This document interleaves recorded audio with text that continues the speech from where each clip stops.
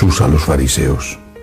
Había un hombre rico que se vestía de púrpura y de lino y banqueteaba cada día.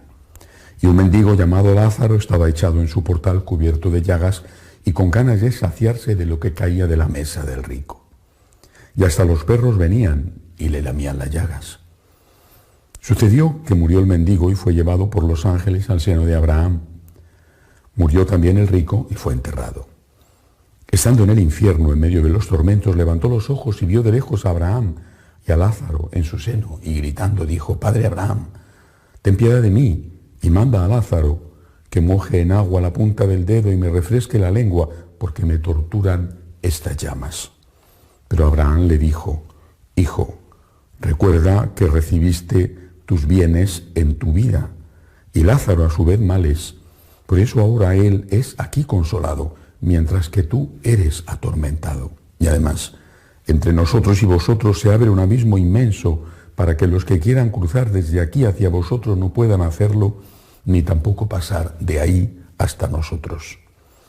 Él dijo: Te ruego entonces, Padre, que le mandes a casa de mi padre, pues tengo 5 hermanos, que les dé testimonio de estas cosas, no sea que también ellos vengan a este lugar de tormento. Abraham le dice: tienen a Moisés y a los profetas, que les escuchen. Pero él le dijo: no, padre Abraham, pero si un muerto va a ellos, se arrepentirán. Abraham le dijo: si no escuchan a Moisés y a los profetas, no se convencerán ni aunque resucite un muerto. Palabra del Señor. Gloria a ti, Señor. Este interesante, importante evangelio tiene varias enseñanzas. La primera de ellas yo creo que es la existencia de la vida eterna. Lo repito con una cierta frecuencia porque quizá son muy pocos los que hablan de esto. El cielo existe, el infierno existe, Dios existe y el demonio existe. Y el demonio existe como persona, no como una idea genérica. Dios existe y es más fuerte, más poderoso, porque es el Todopoderoso. Pero el infierno existe. Y de eso va el Evangelio de hoy. El infierno existe. Hay una vida aquí que termina a veces de forma brusca, otras veces con el fin de las fuerzas, con la edad. Cuando termina la vida hay un juicio. Y es verdad que la misericordia de Dios es infinita y está esperando hasta el último instante una palabra de arrepentimiento nuestra, un perdóname, Señor, de corazón te lo pido, perdóname. En ese momento le abrimos la puerta a la misericordia y nos salva. La sangre derramada de Cristo se ha ofrecido por nosotros para eso. Pero aquellos que no lo hacen, porque a lo mejor la muerte les llega y no tienen tiempo de decir, perdóname, Señor, casi siempre se muere como se vive. Habrá excepciones, pero casi siempre se muere como se vive. Aquellos que no lo hacen, repito, es palabra de Dios, es palabra del Señor. No es una advertencia como la que dicen los mayores a los niños, que viene el coco, que viene la bruja. Esto no es una advertencia para meter miedo, esto es una realidad. El cielo existe, el infierno existe. Y aquel que no muere en gracia de Dios va al infierno. Es la palabra y la enseñanza del Señor. Con esto no se puede bromear porque te estás jugando la eternidad. La eternidad existe. Es desde esta perspectiva que hay que contemplar la vida. O sea, esto que durará a veces unos meses, porque mueren los bebés, otras veces dura muchísimos años. Esto no es nada comparado con la eternidad, no es nada. Y si no tenemos en cuenta la existencia de la eternidad, esta vida se convierte en un absoluto y en lo único. Y es desesperante ver cómo cada día pierdo un día de vida. Cada día tengo un día menos de vida. De además de una cantidad que no sé cuánto me durará. En cambio, cuando tienes la perspectiva de la eternidad, dices, bueno, esto es esto más o menos, ¿verdad? Habrá gente que se lo pasa muy bien, otra gente que no. Habrá gente que esté deseando morir, otra gente que esté deseando no morir nunca. Bueno, pero esto siempre es transitorio y pasajero. Creo que esta es la principal enseñanza del Evangelio de hoy. Y esa vida eterna está relacionada con lo que hagamos en esta vida. El Señor en este Evangelio y en aquella expresión no parabólica, sino real, de lo que iba a ser el juicio final, cuando Él dice: venid benditos de mi Padre, porque he tenido hambre y me habéis dado de comer. Id malditos, malditos, dice, porque he tenido hambre y no me habéis dado de comer. Aquí lo cuenta, en cambio, a través de una parábola, la del rico y la del pobre y mendigo Lázaro. Bueno, pues el Señor lo que está diciendo que es la caridad, es el amor, lo que va a determinar aquello que vaya a pasarnos en la vida eterna. Podemos pensar, muchos lo piensan, si yo fuera rico, cuando yo sea rico, cuando tenga más, cuando tenga resuelto este deseo, no, entonces ayudaré. Esto es una ofensa incluso a la inteligencia. Porque cuando tú tengas resuelto ese deseo, un buen coche, una buena casa, tendrás otro deseo, tendrás otro capricho. No significa que tú no puedas vivir. El Señor no dice que el rico fue condenado por ser rico. Dice que fue condenado por no dar limosna. Es distinto.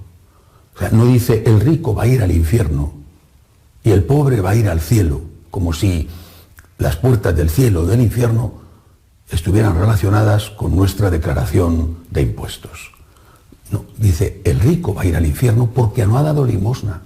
Y quizá pensó que lo haría mañana, que todavía no tenía suficiente, que había que guardar debajo del colchón o en el banco por si acaso las cosas se ponían duras.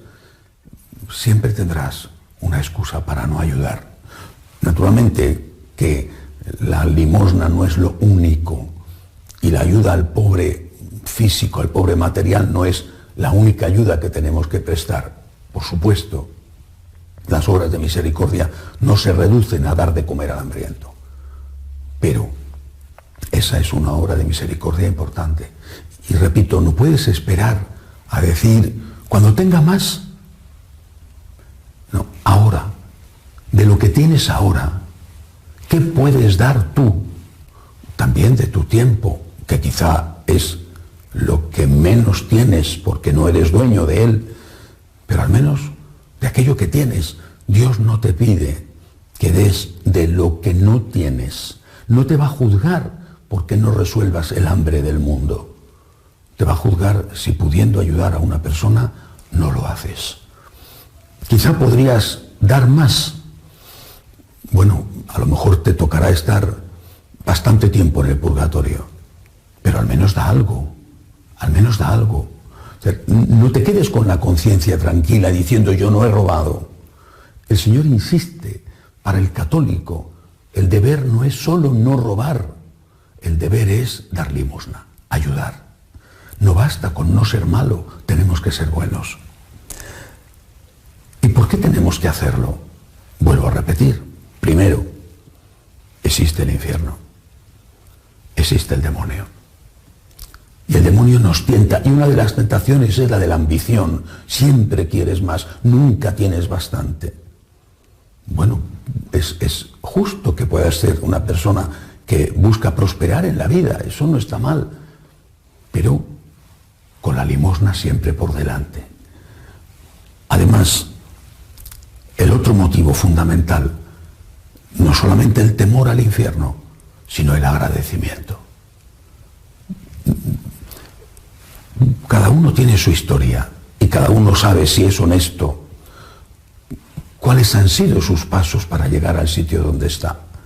Las personas que han triunfado, las personas que tienen dinero, las personas que pueden ayudar, el ejemplo de este rico que banqueteaba todo el día, esas personas, ¿se lo han ganado ellos todo?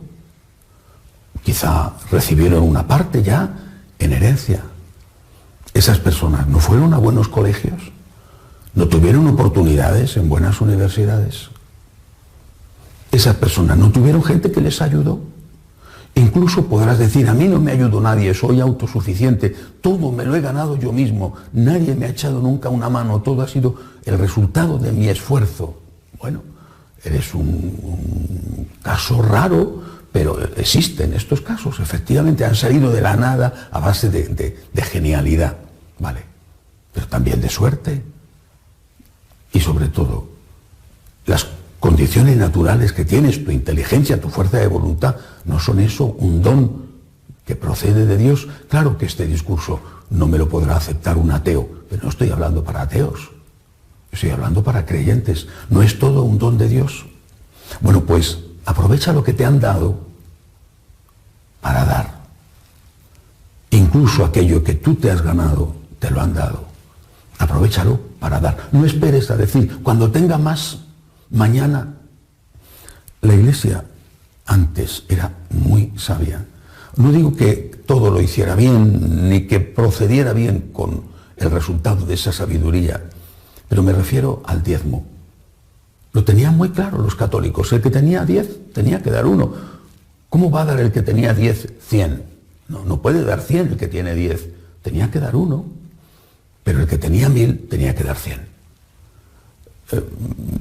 Quizá en algún caso era exagerado, no lo sé, y desde luego en muchos casos se hacía mal uso de ello, pero se levantaron las extraordinarias catedrales, por ejemplo, la gran cantidad de obras de misericordia que tuvo y aún tiene la Iglesia, los hospitales, los centros para ancianos, las leproserías, los centros para niños abandonados.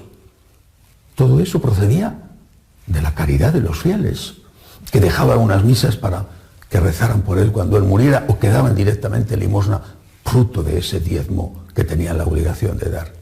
Es decir, el católico tenía muy claro que tenía el deber de lo que tuviera, de dedicar una parte a Dios, a la evangelización, al culto y a los pobres. Era algo natural, algo que la gente hacía porque era lo justo, porque les interesaba para el cielo, que existía, existe, y por agradecimiento al Dios que se lo había dado todo. Esto prácticamente ha desaparecido. Es verdad que en unos países ha desaparecido más que en otros. En Estados Unidos, yo no sé si todos dan el diezmo, pero son más generosos. En otros países, el católico no se plantea que tiene que dar el diezmo, o que tiene que dar al menos una pequeña parte de aquello que está ganando y muchas veces derrochando. Quiero más, necesito más. Y luego daré. Quizá, ya veremos. Y quizá, mientras tanto, se te pasa la vida. Y llega un día en que Dios te llama y te dice, amigo, ven aquí. ¿Qué has hecho con lo que te he dado? ¿Qué has hecho? Y te dice, lo siento por ti, de verdad, yo he entregado mi vida para salvarte y tú no has querido aceptar esta salvación. Vete, maldito de mi Padre, porque he tenido hambre y no me has dado de comer. Aprovechemos lo que Dios nos ha dado, que es tanto, para ponerlo al servicio de Dios y de los demás, por agradecimiento y porque el cielo existe y no debemos desear de ningún modo ir al infierno. Que así sea.